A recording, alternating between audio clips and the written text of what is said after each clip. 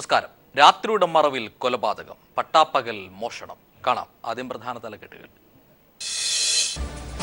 Kannur KSRTC bus സ്റ്റാൻഡിലെ ശുചിമുറി നടത്തിപ്പുകാരൻ കൊല്ലപ്പെട്ട നിലയിൽ. മരിച്ചത് തിരുവനന്തപുരം സ്വദേശി സുനിൽകുമാർ. പ്രതികൾ പോലീസ് കസ്റ്റഡിയിൽ.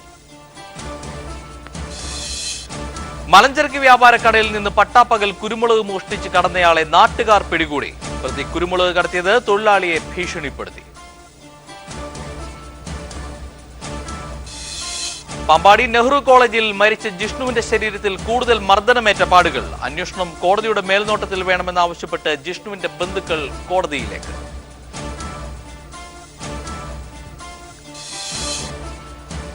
നീണ്ടകര സെന്റ് ആഗ്നസ് സ്കൂളിന് നേരെ സാമൂഹ്യ വിരുദ്ധരുടെ ആക്രമണം. സ്കൂൾ പരിസരത്ത് പാർക്ക് ചെയ്തിരുന്ന ബസ് അടിച്ചു തകർത്തു. ഡെസ്കുകളും ബെഞ്ചുകളും തകർത്ത നിലയിൽ. പാറ്റൂരിൽ സർക്കാർ ഭൂമി കയ്യേറ്റത്തിന് തെളിവുണ്ടെങ്കിൽ FIR രജിസ്റ്റർ ചെയ്യാത്തത് എന്തെന്ന് വിജിലൻസിനോട് കോടതി. രേഖകളുണ്ടെങ്കിൽ ഹാജരാക്കാൻ കോടതിയുടെ നിർദ്ദേശം.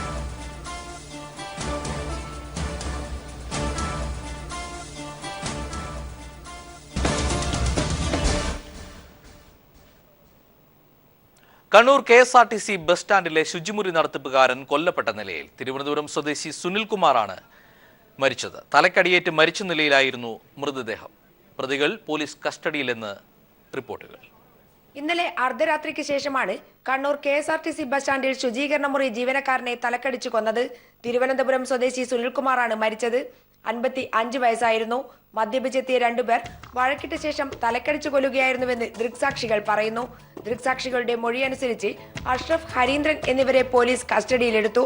ഇവർ കണ്ണൂരിൽ മുൻപ് നിരവധി ക്രിമിനൽ കേസുകളിൽ പ്രതിയായിരുന്നുവെന്നും പോലീസ് പറയുന്നു. News bureau, Kannur. Kollam Neendakara Saint Agnes സ്കൂളിന് നേരെ സാമൂഹ്യ വിരുദ്ധരുടെ ആക്രമണം. സ്കൂൾ പരിസരത്ത് പാർക്ക് ചെയ്തിരുന്ന ബസ് അടിച്ചു തകർത്തു. ഡെസ്കുകളും ബെഞ്ചുകളും തകർത്ത നിലയിലാണ്. മൈക്ക് സെറ്റും സാമൂഹ്യ വിരുദ്ധർ നശിപ്പിച്ചിട്ടുണ്ട്. ചവറ പോലീസ് അന്വേഷണം ആരംഭിച്ചു. കൊല്ലം നീണ്ടകര സെന്റ് ആഗ്നസ് സ്കൂളിന്റെ ബസ് അടിച്ചു തകർത്ത സാമൂഹ്യ വിരുദ്ധർ ബെഞ്ചുകളും ഡെസ്കുകളും തകർത്തു. ക്ലാസ് റൂമിൽ മദ്യപിച്ചതായും സംശയമുണ്ട്. ലഹരി വിൽപ്പന മാഫിയാണ് ആക്രമണത്തിന് പിന്നിലെന്ന് സ്കൂൾ മാനേജ്മെന്റ് ആരോപിച്ചു. സാമൂഹ്യ വിരുദ്ധരുടെ ശല്യം, പ്രത്യേകിച്ച് കഞ്ചാവും മറ്റ് ലഹരി വസ്തുക്കളും ഉപയോഗിക്കുന്നവരുടെ ശല്യം ഈ ഭാഗത്ത് അതിരൂക്ഷമായിക്കൊണ്ടിരിക്കുകയാണ്. അപ്പോൾ ഇതിൻ്റെ പശ്ചാത്തലത്തിൽ തീർച്ചയായിട്ടും ശക്തമായ നടപടി അധികാരികളുടെ ഭാഗത്തു നിന്ന് ഉണ്ടാകണമെന്ന് വളരെ കർശനമായിട്ട് ഞങ്ങൾ അറിയിക്കുകയാണ്. ഫോറൻസിക് വിദഗ്ധരെത്തി തെളിവുകൾ ശേഖരിച്ചു. ഈ പ്രദേശത്ത് സാമൂഹ്യ വിരുദ്ധരുടെ ശല്യം വർദ്ധിച്ചതായി നേരത്തെ പരാതി ഉണ്ടായിരുന്നു. കഴിഞ്ഞ ദിവസം നീണ്ടകരയിൽ വീട് കയറി ആക്രമണത്തിൽ 3 പേർക്ക് പരിക്കേൽക്കുകയും ചെയ്തിരുന്നു. കഞ്ചാവ് വിൽപ്പനയെ ചോദ്യം ചെയ്ത DYFI പ്രവർത്തകനെയും സംഘം ആക്രമിച്ചിരുന്നു. ന്യൂസ് ബ്യൂറോ, കൊല്ലം.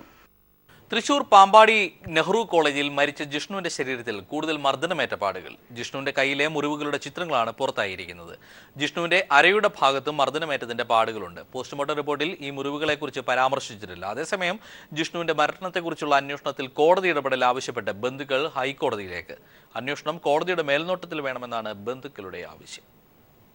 പാമ്പാടി നെഹ്റു കോളേജ് വിദ്യാർത്ഥി ജിഷ്ണുവിന്റെ ശരീരത്തിൽ മർദ്ദനമേറ്റതിന്റെ കൂടുതൽ തെളിവുകളാണ് ഇപ്പോൾ പുറത്തു വന്നിരിക്കുന്നത്. കൈകൾക്കും അരഭാഗത്തും കാലിനടിയിലുമാണ് മർദ്ദനമേറ്റതിന്റെ പാടുകളുള്ളത്.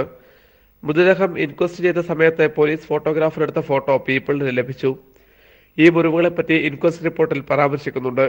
എന്നാൽ പോസ്റ്റ്മോർട്ടം റിപ്പോർട്ടിൽ ഈ മുറിവുകളെപ്പറ്റി പറയുന്നില്ല. ഇത് സംബന്ധിച്ച് അന്വേഷണ ഉദ്യോഗസ്ഥർ മൃതദേഹം പോസ്റ്റ്മോർട്ടം നടത്തിയ PG വിദ്യാർത്ഥിയിൽ നിന്നും മൊഴിയെടുത്തിട്ടുണ്ട്. നേരത്തെ ജിഷ്ണുവിന്റെ മുഖത്തെ മുറിവുകളുടെ ദൃശ്യങ്ങൾ പുറത്തു വന്നിരുന്നു. മരണത്തിന് മുമ്പ് കോളേജ് അധികൃതർ ജിഷ്ണുവിനെ ക്രൂരമായി മർദ്ദിച്ചിരുന്നുവെന്ന് വ്യക്തമാക്കുന്നതാണ് ഈ തെളിവുകളെല്ലാം. അന്വേഷണം കോടതിയുടെ മേൽനോട്ടത്തിൽ നടത്തണമെന്നാവശ്യപ്പെട്ട് ഹൈക്കോടതിയെ സമീപിക്കുമെന്ന് ജിഷ്ണുവിന്റെ ബന്ധുക്കൾ പറഞ്ഞു. ഞങ്ങളുടെ ജിഷ്ണു പ്രണോയ് മരിച്ചിട്ട് ഇന്ന് 17 ദിവസമായി. ഞങ്ങൾ ഈ ദിവസങ്ങളിലെല്ലാം പറഞ്ഞുകൊണ്ടിരിക്കുന്ന കാര്യമാണ് അവനെ കോളേജ് അധികൃതർ ക്രൂരമായി മർദ്ദിച്ചിട്ടുണ്ട് എന്ന കാര്യം. അതിന്റെ ഒടുവിലത്തെ തെളിവാണ് പോലീസിന്റെ പോസ്റ്റ്മോർട്ടം ഇൻക്വസ്റ്റ് സമയത്ത് തന്നെ പോലീസ് ഫോട്ടോഗ്രാഫർ എടുത്ത ചിത്രമാണ് ഇപ്പോൾ പുറത്തു വന്നിട്ടുള്ളത്. ഇനിയെങ്കിലും ഈ തെളിവുകളെല്ലാം പുറത്തു വന്ന സാഹചര്യത്തിലെങ്കിലും കൊലക്കുറ്റത്തിന് കേസെടുത്ത് ഇവരെ നിയമത്തിന് മുന്നിൽ കൊണ്ടുവരാൻ അധികാരികൾ തയ്യാറാകണം. അതോടൊപ്പം തന്നെ ഈ കേസ് അന്വേഷിക്കുന്ന കിരൺ നാരായണൻ IPS ഞങ്ങൾക്ക് വലിയ വിശ്വാസമുണ്ട്. അവർക്ക് സർവ്വ പിന്തുണയും സർക്കാർ നൽകിക്കൊണ്ട് ഈ കേസ് കുറ്റം തെളിയിക്കാൻ ആവശ്യമായ നടപടി സ്വീകരിക്കണം. ഇതോടൊപ്പം തന്നെ ഈ കേസ് അന്വേഷണത്തിന് ഒരു കോടതിയുടെ മേൽനോട്ടം ആവശ്യമെന്നാണ് ഞങ്ങൾ കരുതുന്നത്. അതുകൊണ്ട് ഈ ആവശ്യവുമായി ഞങ്ങൾ ഹൈക്കോടതിയെ സമീപിക്കാൻ ഒരുങ്ങുകയാണ്. സർക്കാരിലും അന്വേഷണ സംഘത്തിലും പൂർണ്ണ വിശ്വാസമുണ്ടെന്നും ജിഷ്ണുവിന്റെ ബന്ധുക്കൾ പറഞ്ഞു. PV കുട്ടൻ, കോഴിക്കോട്. തിരുവനന്തപുരം ലോ അക്കാദമി വിഷയത്തിൽ സർക്കാർ ഇടപെടുന്നു. വിദ്യാർത്ഥി പ്രതിനിധികളുമായി വിദ്യാഭ്യാസ മന്ത്രി നാളെ ചർച്ച നടത്തും. സമരം ഒത്തുതീർപ്പാക്കാൻ സർക്കാർ ഇടപെടണമെന്ന് ഡിവൈഎഫ്ഐ ആവശ്യപ്പെട്ടു. വിദ്യാർത്ഥികളുടെ പരാതിയുടെ അടിസ്ഥാനത്തിൽ സർവകലാശാല ഉപസമിതി നടത്തിയ തെളിവെടുപ്പ് പൂർത്തിയായി. വിദ്യാർത്ഥികൾക്ക് നേരെയുള്ള പീഡനം അവസാനിപ്പിക്കണമെന്നാവശ്യപ്പെട്ട് ലോ അക്കാദമിക്ക് മുന്നിൽ വിദ്യാർത്ഥി സംഘടനകൾ നടത്തുന്ന സമരം 12 ദിവസം പിന്നിട്ടു. നാളെ 4 മണിക്ക് വിദ്യാഭ്യാസ മന്ത്രിയുടെ ചേംബറിലാണ് വിദ്യാർത്ഥി പ്രതിനിധികളുമായി ചർച്ച നടത്തുക. വിദ്യാർത്ഥികളുടെ പരാതികൾ കേട്ട ശേഷമാകും ഇക്കാര്യത്തിൽ കൂടുതൽ ചർച്ചകളിലേക്ക് കടക്കുക. അതേസമയം സമരം ഒത്തുതീർപ്പാക്കണമെന്ന് ഡിവൈഎഫ്ഐ സംസ്ഥാന സെക്രട്ടേറിയറ്റ് ആവശ്യപ്പെട്ടു. ഇന്റേണൽ മാർക്ക് ഉൾപ്പെടെയുള്ള വിഷയങ്ങളിൽ അന്വേഷണം നടത്താൻ സർക്കാരും സർവകലാശാലയും തയ്യാറാകണമെന്നും ഡിവൈഎഫ്ഐ ആവശ്യപ്പെട്ടു. ഇതിനിടെ വിദ്യാർത്ഥികൾ നടത്തിവരുന്ന സമരത്തിൽ സംസ്ഥാന യുവജന കമ്മീഷൻ കോളേജ് മാനേജ്മെന്റിനോടും സർവകലാശാലയോടും വിശദീകരണം തേടി. കോളേജിൽ മാനസിക പീഡനം നടക്കുന്നു എന്ന് ചൂണ്ടിക്കാട്ടി വിദ്യാർത്ഥികൾ യുവജന കമ്മീഷന് നൽകിയ പരാതിയുടെ അടിസ്ഥാനത്തിലാണ് വിശദീകരണം തേടിയിരിക്കുന്നത്. കോളേജ് പ്രിൻസിപ്പൽ ജാതിപ്പേര് വിളിച്ചു എന്നാരോപിച്ച് വിദ്യാർത്ഥികൾ പട്ടികജാതി പട്ടികവർഗ വകുപ്പ് കമ്മീഷനും പരാതി നൽകിയിട്ടുണ്ട്. വിദ്യാർത്ഥികളുടെ പരാതിയിന്മേൽ കേരള സർവകലാശാല സിൻഡിക്കേറ്റ് ഉപസമിതിയുടെ തെളിവെടുപ്പ് ഇന്ന് പൂർത്തിയായി. ഈ മാസം 28-ന് അക്കാദമി വിഷയം ചർച്ച ചെയ്യാൻ പ്രത്യേക യോഗം ചേരാനും സിൻഡിക്കേറ്റ് തീരുമാനിച്ചിട്ടുണ്ട്. News bureau, Thiruvananthapuram. സംസ്ഥാനത്ത് ഉത്സവാഘോഷങ്ങളുടെ ഭാഗമായുള്ള കരിമരുന്ന് ഉപയോഗത്തെ സംബന്ധിച്ച് കേന്ദ്ര സംഘം തൃശൂരിൽ തെളിവെടുപ്പ് നടത്തി. വെടിക്കെട്ട് നടത്താൻ അനുമതി നൽകണമെന്ന് ഫെസ്റ്റിവൽ കോർഡിനേഷൻ കമ്മിറ്റി ആവശ്യപ്പെട്ടു. 10 ദിവസത്തിനകം സംഘം കേന്ദ്രത്തിന് റിപ്പോർട്ട് കൈമാറും. പശ്ചാത്തലത്തിൽ ഉത്സവാഘോഷങ്ങളുമായി ബന്ധപ്പെട്ട കരിമരുന്ന് ഉപയോഗത്തിന് നിയന്ത്രണങ്ങൾ കർക്കശമാക്കിയിരുന്നു. ഇക്കൊല്ലത്തെ ഉത്സവ സീസൺ ആരംഭിക്കാനിരിക്കെയാണ് വെടിക്കെട്ട് നടത്തിപ്പ് സംബന്ധിച്ച കേന്ദ്ര സംഘം തൃശൂരിൽ തെളിവെടുപ്പ് നടത്തിയത്. കേന്ദ്ര വാണിജ്യ മന്ത്രാലയം industrial policy and promotion joint secretary Shailendra സിംഗിന്റെ നേതൃത്വത്തിലാണ് അദാലത്ത് നടത്തിയത്. കരിമരുന്ന് ഉപയോഗത്തിനുള്ള അനുമതി പത്രം ലഭ്യമാക്കുന്നതിന് ഏകജാലക സംവിധാനം ഒരുക്കണമെന്ന് ക്ഷേത്ര ഭാരവാഹികൾ ആവശ്യപ്പെട്ടു. വെടിക്കെട്ട് നടത്തിപ്പുകൾ ആചാരത്തിന്റെ ഭാഗമാണെന്നും ഇക്കാര്യം കണക്കിലെടുത്ത ഇളവുകൾ നൽകണമെന്നും വിവിധ ക്ഷേത്രം പള്ളി കമ്മിറ്റികളും അഭിപ്രായം അറിയിച്ചു. തൃശൂർ പൂരം വെടിക്കെട്ടിൽ നിയമലംഘനമുണ്ടെന്ന heritage animal task force secretary VK Venkatachalam കേന്ദ്ര സംഘത്തിന് മുന്നിൽ വ്യക്തമാക്കി. I have to say 5 points of violations from the time of issue of permission up to the time of closing of fireworks display. 10 ദിവസത്തിനുള്ളിൽ കേന്ദ്രത്തിന് റിപ്പോർട്ട് സമർപ്പിക്കും. News bureau, Thrissur. മലഞ്ചരക്ക് വ്യാപാര കടയിൽ നിന്ന് കുരുമുളക് മോഷ്ടിച്ച് കടന്നയാളെ നാട്ടുകാർ പിടികൂടി പോലീസിൽ ഏൽപ്പിച്ചു. ഇടുക്കി തടിയനാടാണ് സംഭവം. വ്യാപാരി സ്ഥലത്തില്ലാത്തപ്പോൾ തൊഴിലാളിയെ ഭീഷണിപ്പെടുത്തിയാണ് കുരുമുളക് കടത്തിയത്. ഇടുക്കി തടിയനാട് നടുപറമ്പിൽ അലി ഇബ്രാഹിമിന്റെ ഉടമസ്ഥയിലുള്ള വ്യാപാര സ്ഥാപനത്തിൽ തിങ്കളാഴ്ച പകൽ 11:30-നാണ് മോഷണം നടന്നത്. കടയുടമ പുറത്തുപോയ സമയത്ത് തൊഴിലാളിയെ ഭീഷണിപ്പെടുത്തി മടത്തുംകാവ് ചെങ്ങാന്തറത്തിൽ ജോസഫ് സേവ്യർ മോഷണം നടത്തുകയായിരുന്നു. കടയുടമ മടങ്ങിയെത്തിയ ശേഷം വിവരമറിഞ്ഞ് മറ്റു വ്യാപാരികളുടെ സഹായത്തോടെ നടത്തിയ തെരച്ചിലിനൊടുവിലാണ് പ്രതിയെ കണ്ടെത്തിയത്. തുടർന്ന് പോലീസ് ഇയാളെ ചോദ്യം ചെയ്യുകയും പ്രതി കുറ്റം സമ്മതിക്കുകയും ചെയ്തു. തുടർന്നുള്ള പരിശോധനയിൽ തടിയനാട്ടെ ആളൊഴിഞ്ഞ കെട്ടിടത്തിൽ ഒളിച്ചുവെച്ച നിലയിൽ കുരുമുളക് കണ്ടെത്തി. പിന്നീട് ഇയാളെ കോടതിയിൽ ഹാജരാക്കി റിമാൻഡ് ചെയ്തു. News bureau, Idukki. രാജ്യത്തെ നിരത്തുകളിൽ ഓടുന്ന 60% വാഹനങ്ങൾക്കും ഇൻഷുറൻസ് ഇല്ലെന്ന് ജനറൽ ഇൻഷുറൻസ് കൗൺസിൽ. ഇൻഷുറൻസ് ഇല്ലാത്തതിൽ കൂടുതലും മോട്ടോർ സൈക്കിളുകളും സ്കൂട്ടറുകളാണെന്നും JIC പറയുന്നു. 2015-2016 സാമ്പത്തിക വർഷത്തെ കണക്കുപ്രകാരം അതുവരെ 19 കോടി രജിസ്ട്രേഡ് വാഹനങ്ങളാണുള്ളത്. ഇതിൽ 8.26 കോടി വാഹനങ്ങൾക്ക് മാത്രമാണ് ഇൻഷുറൻസ് ഉള്ളതെന്ന് GICC secretary general R Chandrasekharan വ്യക്തമാക്കി. 2012-13 വർഷത്തിലും ഇൻഷുർ ചെയ്യാത്ത വാഹനങ്ങളുടെ എണ്ണം ഇതുപോലെ തന്നെയാണ്. 2 വീലർ, കാറുകൾ, ഹെവി വെഹിക്കിൾസ് എന്നിവയുൾപ്പെടെ മൊത്തമുള്ള 15 കോടി വാഹനങ്ങളിൽ 6.02 കോടി വാഹനങ്ങൾക്ക് മാത്രമാണ് ഇൻഷുറൻസ് പരിരക്ഷയുള്ളത്. വാഹനാപകടങ്ങൾ ഏറുന്ന പശ്ചാത്തലത്തിൽ ഇക്കാര്യത്തിൽ ജാഗ്രത ആവശ്യമാണെന്നാണ് GIC പറയുന്നത്. 5 ലക്ഷത്തിലേറെ റോഡ് അപകടങ്ങളാണ് 2015 മാത്രമുണ്ടായത്. ഇവയിൽ 29% അപകടവും ഇരുചക്ര വാഹനങ്ങളുമായി ബന്ധപ്പെട്ടതാണ്. 23% കാറുകളും ജീപ്പുകളും 8% ബസ്സുകളുമാണ് അപകടത്തിൽപ്പെട്ടത്. News desk. രാജ്യത്തെ അഭിഭാഷകരിൽ പകുതിയും വ്യാജന്മാരെന്ന് ബാർ കൗൺസിൽ മേധാവി. കോടതിയിലെത്തുന്നവരുടെ യോഗ്യത പരിശോധിച്ചു വരികയാണെന്നും അദ്ദേഹം പറഞ്ഞു. റിപ്പോർട്ടിലേക്ക്. വ്യാജ അഭിഭാഷകരുടെ എണ്ണം പെരുകുന്നുവെന്ന വിവരങ്ങൾ പുറത്തുവന്നതിനെ തുടർന്നാണ് ബാർ കൗൺസിൽ തന്നെ പരിശോധനകൾ ആരംഭിച്ചത്. 2 വർഷത്തിലധികമായ പരിശോധനകൾക്കൊടുവിലാണ് രാജ്യത്താകെ ഞെട്ടിക്കുന്ന വാർത്ത പുറത്തുവന്നിരിക്കുന്നത്. നിലവിൽ പ്രാക്ടീസ് ചെയ്യുന്ന അഭിഭാഷകരിൽ 45% പേർ വ്യാജന്മാരാണെന്നാണ് ബാർ കൗൺസിലിന്റെ കണ്ടെത്തൽ. 2012 കണക്കനുസരിച്ച് രാജ്യത്തെ വിവിധ ബാർ കൗൺസിലുകൾക്ക് കീഴിലായി 14 ലക്ഷം അഭിഭാഷകരാണ് രജിസ്റ്റർ ചെയ്തിട്ടുള്ളത്. ബാർ കൗൺസിൽ പരിശോധന ആരംഭിച്ചതിനു ശേഷം രജിസ്റ്റർ ചെയ്ത അഭിഭാഷകരുടെ എണ്ണം 6.5 ലക്ഷമായി കുറഞ്ഞു. വ്യാജ നിയമബിരുദമുള്ളവരും ഒരു ബിരുദം പോലും ഇല്ലാത്തവരും അഭിഭാഷകരായി പ്രാക്ടീസ് ചെയ്യുന്നുവെന്നും bar council of India chairman Manan Kumar Mishra വ്യക്തമാക്കി. പല വ്യാജന്മാരും കോടതികളിലെ സജീവ അഭിഭാഷകരാണെന്നും ബാർ കൗൺസിൽ ചെയർമാൻ ചൂണ്ടിക്കാട്ടിയിട്ടുണ്ട്. ഇത്തരം വ്യാജന്മാരെ കണ്ടെത്താൻ ശക്തമായ നടപടികൾ തന്നെ ബാർ കൗൺസിൽ ആരംഭിച്ചു. കീഴ്ക്കോടതി തലം മുതൽ സൂക്ഷ്മ പരിശോധനകൾ നടത്താൻ ബാർ കൗൺസിൽ തീരുമാനവുമെടുത്തു. നിയമബിരുദം ലഭിച്ച് അഭിഭാഷക വൃത്തിയിലേക്ക് കടന്നുവരുന്നവർക്ക് പരിശീലനം നൽകുന്നതിനുള്ള പദ്ധതികൾക്കും കൗൺസിൽ രൂപം നൽകിയിട്ടുണ്ട്. വ്യാജ അഭിഭാഷകരുടെ എണ്ണപ്പെരുക്കം നിയമ സംവിധാനത്തിന്റെ വിശ്വാസ്യതയിലേക്കാണ് വിരൽ ചൂണ്ടുന്നത്. News desk. ജല്ലിക്കെട്ടിന് പിന്തുണ പ്രഖ്യാപിച്ച നടൻ കമൽഹാസൻ പ്രശ്നത്തിൽ തമിഴ്നാട് സർക്കാരിന് ഇരട്ടത്താപ്പുണ്ടെന്നും 20 വർഷമായി നിയമം വേണമെന്ന് ആവശ്യപ്പെടുന്നതാണെന്നും ചെന്നൈയിൽ കമൽഹാസൻ മാധ്യമങ്ങളോട് പറഞ്ഞു. ചെന്നൈയിൽ നടത്തിയ വാർത്താ സമ്മേളനത്തിലാണ് ജല്ലിക്കെട്ടിനെ അനുകൂലിച്ചും സർക്കാരിന്റെ നിലപാടുകളെ വിമർശിച്ചും കമൽഹാസൻ രംഗത്തെത്തിയത്. കേരളത്തിൽ ഉത്സവങ്ങളിൽ ആനകളെ ഉപയോഗിക്കാമെങ്കിൽ തമിഴ്നാട്ടിൽ എന്തുകൊണ്ട് കാളകളെ വെച്ച് ജല്ലിക്കെട്ട് നടത്തിക്കൂടാ എന്ന് കമൽഹാസൻ ചോദിച്ചു. ഇത് ഇരട്ടത്താപ്പാണെന്നും അദ്ദേഹം വിമർശിച്ചു. അല്ല, ഇത് 2 മുഖമാണ് കാണിക്കുന്നത്. നമുക്ക് അവിടെ ആ സ്റ്റേറ്റിൽ ഇല്ലാത്ത ഒരു നിയമം ഇവിടെ എന്തുകൊണ്ട് വരണം എന്നുള്ളതാണ് ചോദ്യം. ആനകളെ കെട്ടാമെങ്കിൽ കാളയിലും കെട്ടാം എന്നുള്ളതാണ് ഇവരുടെ അത് ലോജിക്കലാണോ എന്നുള്ളത് പിന്നീട് നമുക്ക് വിവാദിക്കാം. പക്ഷേ അവിടെ ഒരു ധർമ്മവും ഇവിടെ ഒരു ധർമ്മവും പാടില്ല എന്നുള്ളതാണ്. ഇത് ഒരു one കൺട്രിയാണ്. When you are trying to make a universal tax for everybody, avoid octroi and other things and make it equal, why not make everything equal? ജനങ്ങൾ കൊല്ലപ്പെടുന്നതാണ് കാരണമെങ്കിൽ രാജ്യത്ത് വാഹനങ്ങളും നിരോധിക്കേണ്ടി വരുമെന്നും കമൽഹാസൻ പറഞ്ഞു. More people die of automobile accidents than in Jallikattu, much more. We don't ban automobile driving or the sport of racing should be stopped because it's dangerous. വിലക്ക് സിനിമയിലായാലും ജല്ലിക്കെട്ടിലായാലും അംഗീകരിക്കാനാകില്ലെന്നും അദ്ദേഹം തുറന്നടിച്ചു. I was against any kind of ban, be it my film or my bull. I was sitting here crying hoarse about my film being banned for no reason at all. There was no clear reason. Tamil Nadu സർക്കാരിനെതിരെയും Kamal Haasan വിമർശനം ഉന്നയിച്ചു. MGR ആയിരുന്നു മുഖ്യമന്ത്രിയെങ്കിൽ അദ്ദേഹം ജനങ്ങൾക്കൊപ്പം നിൽക്കുമായിരുന്നുവെന്ന് ഉലകനായകൻ പറഞ്ഞു. സംസ്ഥാന സർക്കാരിന്റെ police നടപടിയെയും രൂക്ഷമായി വിമർശിച്ച അദ്ദേഹം ഇക്കാര്യത്തിൽ ജനങ്ങൾക്കൊപ്പമാണെന്നും ചൂണ്ടിക്കാട്ടി. News desk. വിജയ് മല്യയ്ക്ക് വായ്പ നൽകിയതുമായി ബന്ധപ്പെട്ട കേസിൽ IDBI ബാങ്കിന്റെ മുൻ ചെയർമാൻ ഉൾപ്പെടെ 4 പേരെ CBI അറസ്റ്റ് ചെയ്തു. കിങ്ഫിഷർ എയർലൈൻസ് സാമ്പത്തിക വിഭാഗം തലവൻ രഘുനന്ദനെയും അറസ്റ്റ് ചെയ്തിട്ടുണ്ട്. വിജയ് മല്യയുടെ ഉടമസ്ഥയിലുള്ള കിങ്ഫിഷർ എയർലൈൻസിന് 900 കോടി രൂപ വായ്പ നൽകിയതുമായി ബന്ധപ്പെട്ട കേസിലാണ് CBI 8 പേരെ അറസ്റ്റ് ചെയ്തത്. IDBI ബാങ്ക് മുൻ chairman Yogesh Agarwal, kingfisher airlines സാമ്പത്തിക വിഭാഗം തലവൻ രഘുനന്ദൻ എന്നിവരാണ് അറസ്റ്റിലായവരിൽ പ്രമുഖർ. ഫെറ നിയമപ്രകാരമാണ് ഇവരെ അറസ്റ്റ് ചെയ്തിരിക്കുന്നത്.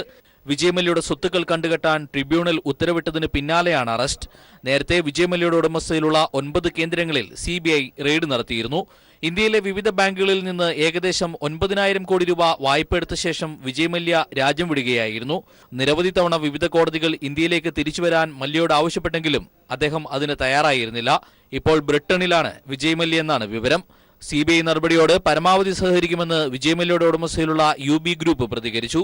വരും ദിവസങ്ങളിൽ വിജയ് മല്യയുടെ സ്വത്ത് കണ്ടുകെട്ടാൻ ബാങ്കുകളും നടപടികൾ ആരംഭിക്കുമെന്നാണ് സൂചന. News desk. റെയിൽവേ സ്റ്റേഷനിൽ ഷാരൂഖ് ഖാനെ കാണാനെത്തിയ ആരാധക കൂട്ടം അക്രമാസക്തരായതിനെ തുടർന്ന് ഒരാൾ മരിച്ചു. 2 പോലീസുകാർക്ക് പരിക്കേറ്റു. ബോളിവുഡ് സൂപ്പർ താരം ഷാരൂഖ് ഖാനെ കാണാൻ തടിച്ചുകൂടിയ ജനക്കൂട്ടം വഡോദര റെയിൽവേ സ്റ്റേഷനിൽ അക്രമാസക്തമായതിനെ തുടർന്നാണ് ഒരാൾ മരിച്ചത്. ഇതേ തുടർന്ന് 2 പോലീസുകാർക്കും പരിക്കേറ്റു. ഇന്നലെ രാത്രിയാണ് ദാരുണമായ സംഭവം. പ്രാദേശിക രാഷ്ട്രീയ പ്രവർത്തകനായ ഫർദി ഖാൻ ഷേറാണി എന്നയാളാണ് മരിച്ചത്. തന്റെ പുതിയ ചിത്രമായ റെയ്സിന്റെ പ്രചരണാർത്ഥം ആഗസ്റ്റ് ക്രാന്തി രാജധാനി എക്സ്പ്രസിൽ മുംബൈയിൽ നിന്ന് ന്യൂഡൽഹിയിലേക്ക് പോവുകയായിരുന്നു ഷാരൂഖ് ഖാൻ. ട്രെയിൻ വഡോദര സ്റ്റേഷനിൽ നിർത്തിയപ്പോഴാണ് ആരാധകർ സൂപ്പർ താരത്തെ കാണാൻ തിക്കും തിരക്കും കൂട്ടിയത്. ഷാരൂഖ് ഉണ്ടെന്നറിഞ്ഞ് നൂറുകണക്കിന് ആരാധകരാണ് സ്റ്റേഷനിൽ തടിച്ചുകൂടിയത്. ട്രെയിൻ നിർത്തിയതും താരത്തെ കാണാനായി ആരാധകർ തിക്കിത്തിരക്കി. खुदा की मर्जी के आगे कोई कुछ कर नहीं सकता, लेकिन बहुत दुख था क्योंकि हमारी अपनी थी, साथ में चल रहे थे, हमने इतने खुशी से और आप लोग सब इतना हंसते खेलते हम सब भूल जा रहे थे, तो ऐसा एक हो जाना. തുടർന്ന് സ്റ്റേഷനിൽ നിന്നും ട്രെയിൻ എടുത്തതോടെ ആരാധകരും ട്രെയിനൊപ്പം ഓടി. ഈ സമയം പ്ലാറ്റ്ഫോമിൽ മറിഞ്ഞു വീണും ചിലർക്ക് പരിക്കേറ്റു. തിക്കിലും തിരക്കിലും പെട്ട് ശ്വാസം മുട്ടുകയും തുടർന്നുണ്ടായ ഹൃദയാഘാതവുമാണ് ആരാധകന്റെ മരണത്തിനിടയാക്കിയതെന്നാണ് പോസ്റ്റ്മോർട്ടം റിപ്പോർട്ട്. ആരാധകരെ നിയന്ത്രിക്കാൻ പോലീസിന് ലാത്തി വീശേണ്ടി വന്നു. News desk. രാജ്യത്ത് തീവണ്ടി അപകടങ്ങൾ തുടർക്കഥ. ISI അട്ടിമറികൾ നടന്നെന്ന വെളിപ്പെടുത്തലുകളുടെ പശ്ചാത്തലത്തിൽ ഏറെ ദുരൂഹതകളാണ് ഉയരുന്നത്. അതേസമയം റെയിൽവേയുടെ അനാസ്ഥയും അപകടങ്ങൾക്ക് കാരണമാകുന്നുണ്ട്. രാജ്യത്തെ തീവണ്ടി അപകടങ്ങളിൽ ഏറ്റവും ഒടുവിലത്തേതാണ് ഹിരാഖണ്ഡ് തീവണ്ടി അപകടം. ഈ അപകടത്തിനും ആഴ്ചകൾക്ക് മുമ്പാണ് വിഹിർഗോൺ സ്റ്റേഷനിൽ ചരക്ക് തീവണ്ടി പാളം തെറ്റിയത്. കഴിഞ്ഞ വർഷം നവംബർ 20-ന് 150 പേരുടെ മരണത്തിനിടയാക്കിയ ഇൻഡോർ പാറ്റ്ന തീവണ്ടി അപകടത്തിൽ പാക് ചാരസംഘടനയായ ISIയുടെ ബന്ധം പഞ്ചാബ് പോലീസ് പുറത്തുവിട്ടിരുന്നു. എന്നാൽ ഇന്ത്യയിലെ ട്രെയിൻ അപകടങ്ങളുടെ ഉത്തരവാദിത്തം ISIയുടെ മാത്രം തലയിൽ ചാരാൻ കഴിയില്ലെന്നാണ് ചില കണക്കുകൾ സൂചിപ്പിക്കുന്നത്. അപകടങ്ങൾക്ക് റെയിൽവേയും ഉത്തരവാദികളാണ്. റെയിൽവേയിലെ സേഫ്റ്റി സ്റ്റാഫിന്റെ പോസ്റ്റിലേക്ക് 1 ലക്ഷത്തിലധികം ഒഴിവുകളാണ് നിലവിലുള്ളത്. കഴിഞ്ഞ ദിവസം ഹിരാഖണ്ഡ് എക്സ്പ്രസ് പാളം തെറ്റി അപകടമുണ്ടായ ഈസ്റ്റ് കോസ്റ്റ് റെയിൽവേ സെക്ടറിൽ മാത്രം 24% സേഫ്റ്റി ഓഫീസർമാരുടെ ഒഴിവുണ്ടെന്നാണ് കണക്കുകൾ. റെയിൽവേയുടെ കടുത്ത അനാസ്ഥയാണ് ഇത് സൂചിപ്പിക്കുന്നത്. സേഫ്റ്റി ഓഫീസർമാരുടെ ഒഴിവ് വർഷങ്ങളായി നിലനിൽക്കുന്നതാണെന്നും റെയിൽവേ ഉദ്യോഗസ്ഥർ പറയുന്നു. 1500-ലധികം എഞ്ചിനീയർമാരുടെ ഒഴിവും റെയിൽവേയിൽ നിലനിൽക്കുകയാണ്. രാജ്യത്ത് തൊഴിലില്ലായ്മ വർദ്ധിക്കുന്നതായി റിപ്പോർട്ടുകൾ ഉള്ളപ്പോഴാണ് റെയിൽവേയിൽ ഇത്തരത്തിലുള്ള ഒഴിവുകൾ കാലങ്ങളായി നിലനിൽക്കുന്നത്. അതേസമയം ട്രെയിൻ അപകടങ്ങൾ അട്ടിമറിയാണോ എന്നറിയാൻ ഉന്നതതല അന്വേഷണങ്ങളും നടന്നുവരികയാണ്. News desk. പാട്ടൂർ വിഷയത്തിൽ സർക്കാർ ഭൂമി കയ്യേറിയതിന് വ്യക്തമായ തെളിവുണ്ടായിട്ടും എന്തുകൊണ്ട് കേസെടുത്തില്ലെന്ന് കോടതി. തിരുവനന്തപുരം പ്രത്യേക വിജിലൻസ് കോടതി ജഡ്ജി A. ബദറുദ്ദീനാണ് വിജിലൻസിനോട് ഇക്കാര്യം ആരാഞ്ഞത്. എന്നാൽ നിലവിൽ കേസിൽ ത്വരിതാന്വേഷണം നടക്കുകയാണെന്ന് വിജിലൻസ് കോടതിയെ അറിയിച്ചു. കേസുമായി ബന്ധപ്പെട്ട മുഴുവൻ രേഖകളും ലോകായുക്തയുടെ പരിഗണനയിലാണെന്നും അന്വേഷണ സംഘം കോടതിയെ അറിയിച്ചു. ഭരണപരിഷ്കാര കമ്മീഷൻ അധ്യക്ഷൻ VS അച്യുതാനന്ദനാണ് പാട്ടൂർ ഭൂമി ഇടപാട് സംബന്ധിച്ച് കോടതിയിൽ പരാതി നൽകിയത്. രാഷ്ട്രപതിയുടെ പോലീസ് മെഡലിൽ നിന്ന് കേരളത്തിലെ ഉദ്യോഗസ്ഥരെ കേന്ദ്ര സർക്കാർ ബോധപൂർവം ഒഴിവാക്കി. നിശ്ചിത സമയത്തിന് 5 ദിവസത്തിനു മുമ്പ് കേരളം കേന്ദ്രത്തിന് പരിഗണനാ പട്ടിക നൽകിയിരുന്നതായും രേഖകൾ വ്യക്തമാക്കുന്നു. കേരളത്തിന്റെ വീഴ്ച മൂലമാണ് പട്ടികയിൽ നിന്ന് ഒഴിവാക്കിയതെന്ന വാർത്ത ശരിയല്ലെന്ന് കേരള ആഭ്യന്തര വകുപ്പിന്റെ രേഖകൾ. പീപ്പിൾ TVക്ക് രേഖകൾ ലഭ്യമായി. റിപ്പോർട്ടിലേക്ക്. ആഭ്യന്തര വകുപ്പ് കൃത്യസമയത്ത് പട്ടിക നൽകാത്തതിനാലാണ് രാഷ്ട്രപതിയുടെ പോലീസ് മെഡൽ ഇത്തവണ കേരളത്തിൽ ലഭിക്കാതിരുന്നതെന്നാണ് രാവിലെ മുതൽ പ്രചരിച്ചിരുന്ന വാർത്തകൾ. എന്നാൽ ഞങ്ങൾ നടത്തിയ അന്വേഷണത്തിൽ വാർത്ത തെറ്റെന്ന് കണ്ടെത്തി. കേരളത്തിൽ നിന്നുള്ള പട്ടിക സമർപ്പിക്കാൻ കേന്ദ്ര സർക്കാർ നിഷ്കർഷിച്ചിരുന്ന അവസാന തീയതി 2017 ജനുവരി 4 ഓൺലൈനിലൂടെ മാത്രമേ അപേക്ഷ സമർപ്പിക്കാവൂ എന്നും അല്ലാതെയുള്ള അപേക്ഷകൾ പരിഗണിക്കുന്നതല്ലെന്നും കേന്ദ്ര സർക്കാർ കേരളത്തിന് നൽകിയ കത്തിൽ പറയുന്നു.